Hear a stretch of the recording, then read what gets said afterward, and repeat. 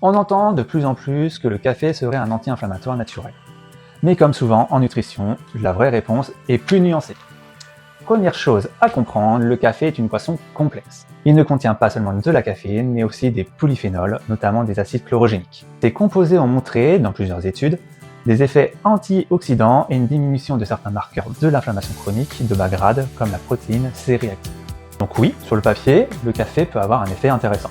Mais, et c'est là que c'est intéressant, cet effet dépend forcément de chaque individu. Pourquoi ? Parce que le café agit aussi sur le système nerveux, le sommeil, le stress et la digestion.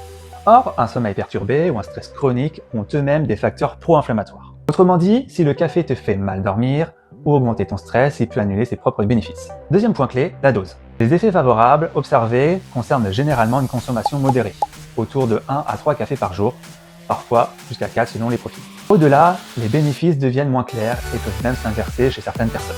Ce qu'il faut retenir, c'est simple. Le café n'est ni un poison, ni une solution miracle.